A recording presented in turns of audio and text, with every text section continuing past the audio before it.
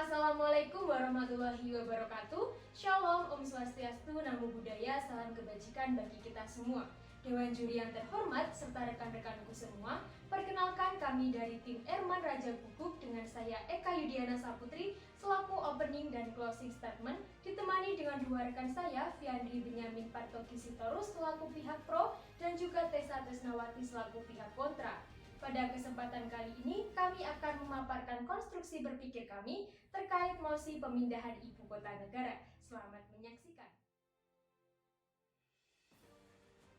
Profesor Sajipto Raharjo dalam bukunya Biarkan Hukum Mengalir menyatakan bahwasanya hukum itu berakar pada bentuk-bentuk kehidupan sosial. Manakala bentuk tersebut berubah, maka berubah pula lah hukumnya. Yang artinya hukum selalu berpijak pada kehidupan masyarakat yang dinamis dan hukum memberikan penyesuaian guna menciptakan nilai keadilan, kepastian, dan kemanfaatan dalam masyarakat.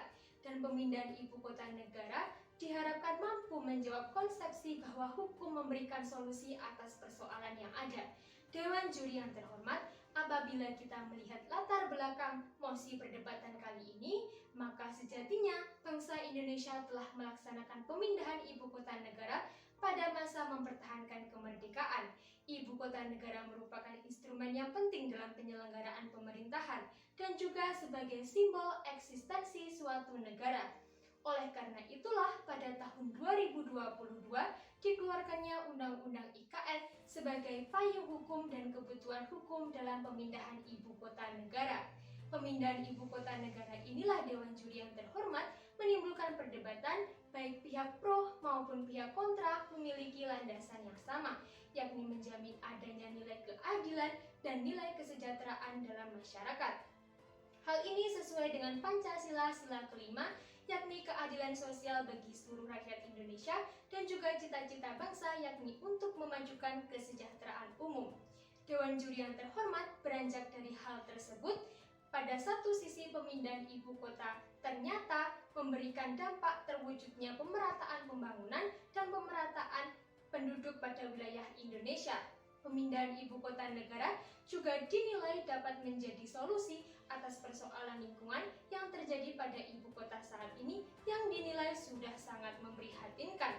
Namun pada sisi lain, pemindahan ibu kota negara dinilai tidak tepat dari berbagai hal dan justru menambah permasalahan yang ada. Kemudian tidak dihargainya hak wilayah masyarakat hukum adat karena proyek pembangunan ibu kota negara. Kemudian juga karena kerusakan lingkungan akibat deforestasi besar-besaran yang dinilai justru tidak adil pada masyarakat wilayah ibu kota negara baru. Oleh karena itulah Dewan Juri yang terhormat, apabila Indonesia menginginkan pemindahan ibu kota negara, maka diperlukan pengkajian lebih mendalam karena bahwasanya pemindahan ibu kota negara tidak hanya memindahkan pusat pemerintahan saja, tetapi juga menyangkut kompleksitas masyarakatnya. Oleh karena itulah timbul pertanyaan mendalam dari kalangan masyarakat, seberapa penting dan seberapa perlukah pemindahan ibu kota negara ini dilaksanakan. Sekian dan terima kasih. Lex prospicit non respisit. Hukum melihat ke depan bukan ke belakang. Dewan juri yang terhormat, adagium inilah yang harus menjadi dasar bagi kita dalam menilai mosi perdebatan kita kali ini. Saya sebagai pembicara tim pro menyetujui pemindahan ibu kota negara karena pertama, kondisi kota Jakarta yang tidak lagi memungkinkan untuk menjadi ibu kota dan pusat pertumbuhan. Berdasarkan hasil pendataan Provinsi DKI Jakarta, kepadatan penduduk di Jakarta 118 kali lipat dibandingkan angka rata-rata nasional. Hal ini menyebabkan munculnya berbagai masalah. Yang pertama, berdasarkan riset oleh Japan International Corporation Agency, diketahui bahwa 61% air sungai di Jakarta sudah tercemar. Ini menyebabkan susahnya akses air bersih, ditambah dengan kepadatan penduduk, menyebabkan penggunaan air tanah meningkat dan berdampak pada penurunan permukaan tanah Jakarta. Hal ini menyebabkan diprediksinya Jakarta pada tahun 2050 tenggelam. Ini juga berkorelasi terhadap masalah lain, yaitu banjir, di mana setiap tahunnya ada 30% rakyat Jakarta terdampak banjir. Hal ini juga diikuti dengan fakta bahwa polusi udara di Jakarta terburuk ke-9 di dunia. Menurut kajian Badan Pengelola Infrastruktur Transportasi Jabodetabek, rasio infrastruktur di kota Jakarta 5,42%, sedangkan rasio idealnya adalah 15% dari luas wilayah. Hal ini menyebabkan masalah lain, yaitu kemacetan. Selain itu ada masalah pemukiman kumuh, di mana 49% dari pemukiman di Jakarta adalah pemukiman kumuh. Maka dengan itu kami menyetujui pemindahan ibu kota, karena masalah Jakarta ini harus diselesaikan. Dan akar dari masalah ini adalah kepadatan penduduk yang berlebihan yang disebabkan oleh beban ibu kota dan beban bisnis yang ada di kota Jakarta. Maka langkah awal harus ada pemisahan antara beban pemerintahan, beban ibu kota, dan beban bisnis, diikuti dengan pembangunan di wilayah baru yang akan mendorong distribusi populasi secara merata. Maka masalah Jakarta ini akan dapat diselesaikan secara bertahap. Pemisahan ini juga dilakukan oleh negara-negara besar lain seperti Jerman, di mana pusat pemerintahan ada di Berlin dan pusat bisnis ada di Frankfurt. Saya lanjutkan. Alasan kedua kami adalah pertumbuhan dan pembangunan ekonomi Indonesia yang mengalami ketimpangan. 59% pertumbuhan ekonomi terpusat di Jawa, di mana Jakarta sebagai pusatnya. Maka dengan memindahkan ibu kota ke Kalimantan akan ada pusat equilibrium baru dalam pembangunan Indonesia. Hal ini akan mendorong perubahan orientasi pembangunan. Otomatis pembangunan pemerintah ini akan diikuti investasi dan pembangunan oleh pihak swasta. Ini akan meningkatkan pertumbuhan ekonomi secara akseleratif di daerah-daerah yang tertinggal. Pertumbuhan ekonomi akan menarik dan harus ditunjang oleh sumber daya manusia. Maka ini akan mendorong transmigrasi dan urbanisasi keluar Pulau Jawa. Maka pemerataan dan kesejahteraan bisa terjadi secara merata di seluruh provinsi. Dan hal ini sejalan juga dengan Undang-Undang Nomor 3 Tahun 2022 dalam bagian pertimbangan, di mana ibu kota baru menjadi acuan pembangunan dan pemerataan serta penataan wilayah Indonesia. Diikuti di pasal 15 ayat 1 Undang-Undang Nomor 3 Tahun 2022, di mana penataan ibu kota baru mencakup rencana tata ruang wilayah dan rencana tata ruang Pulau Kalimantan. Maka dengan itu kami mengusulkan mekanisme, yaitu dengan pertama, pemindahan ibu kota baru dilaksanakan sesuai dengan Undang-Undang Nomor 3 Tahun 2022 tentang Ibu Kota Negara, di mana semua tahap pembangunan ibu kota negara dilaksanakan sesuai dengan rencana induk ibu kota negara, dari mulai pembagian wilayah, penataan ruang, perlindungan dan pengelolaan lingkungan hidup, pemindahan kedudukan lembaga negara, dan hal-hal lain. Kedua, penetapan peraturan pemerintah mengenai pembangunan berkelanjutan yang mengikut sertakan perlindungan kawasan masyarakat hukum adat dan kelestarian lingkungan. Dengan mekanisme ini, maka saya teringat dengan apa yang dikatakan Profesor Mokhtar dalam sistem teori hukum pembangunannya, di mana hukum menjadi sarana pembaruan yang lebih adil, lebih merata, dan lebih nusantara. Sekian dari saya, terima.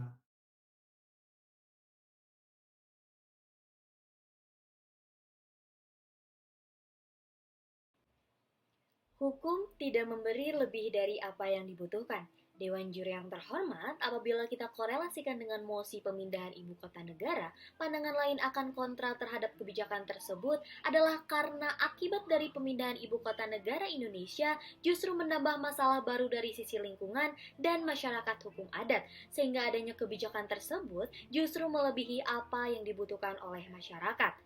Dewan Juri yang terhormat, ketika alasan dari tim pro untuk mengamini kebijakan tersebut adalah atas dasar lingkungan Jakarta seperti polusi udara maupun krisis air, namun sesungguhnya tujuan tersebut tidak akan terperbaiki dan justru malah menimbulkan deforestasi di wilayah calon ibu kota negara. Hal tersebut dikarenakan apabila merujuk data dari Forest Watch Indonesia, disebutkan bahwa Provinsi Kalimantan Timur termasuk penyumbang tertinggi deforestasi dan juga degradasi tanah. Dewan Juri yang terhormat, sebesar 157.000 hektar per tahun.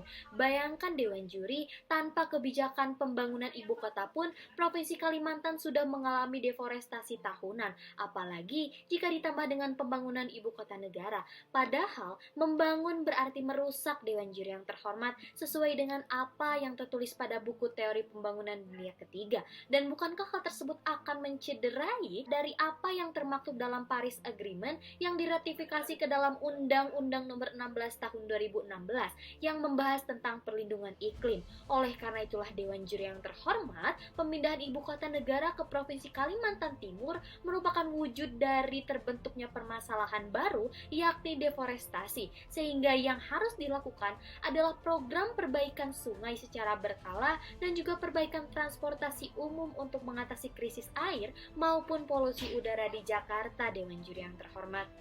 Selanjutnya Dewan Juri, apabila meninjau deklarasi PBB tentang hak masyarakat hukum adat, seyogianya telah mendeklarasikan kepada kita bahwa adanya pengakuan yang menghormati hak masyarakat hukum adat, khususnya hak atas tanah mereka, Dewan Juri yang terhormat. Sementara pada faktanya, berdasarkan dari apa yang dipublikasikan oleh LSM Samarinda, pemerintah tidak seluruhnya menempati lahan kosong di wilayah calon ibu kota, karena terdapat wilayah masyarakat hukum adat yang diambil secara sepihak, Dewan Juri.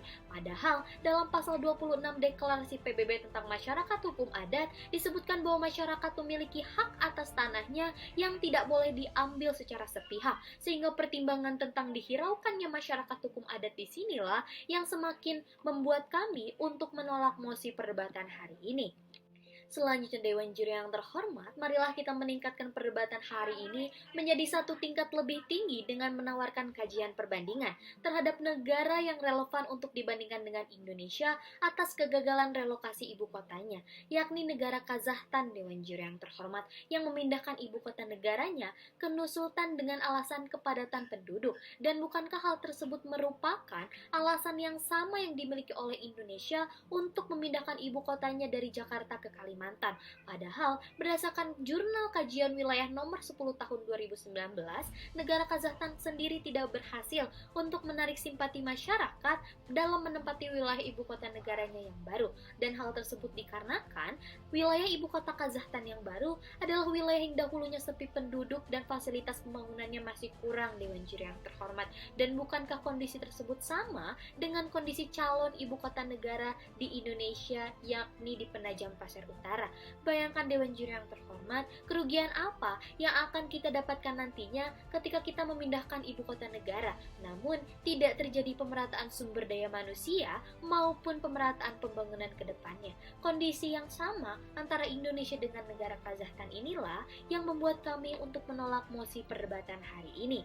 Dewan Juri yang terhormat, adanya kegagalan pemindahan ibu kota dari negara yang karakteristiknya sama dengan Indonesia bukan berarti kita dapat belajar untuk tidak melakukan kegagalan yang sama.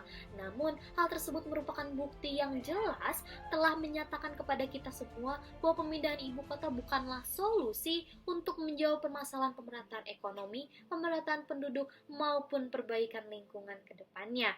Dewan Juri yang terhormat, masyarakat untuk hukum, bukan hukum untuk masyarakat. Dengan bangga untuk menolak mosi perdebatan hari ini, sekian dan terima kasih.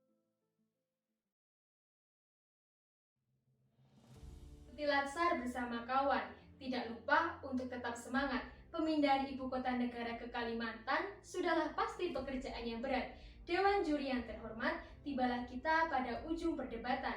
Oleh karena itu, izinkanlah saya untuk menarik benang merah atas mosi pemindahan ibu kota negara. Baik tim pro maupun tim kontra memiliki konstruksi berpikir yang amat baik dan juga memiliki landasan yang sama, yakni menjamin adanya nilai keadilan dan kesejahteraan dalam masyarakat.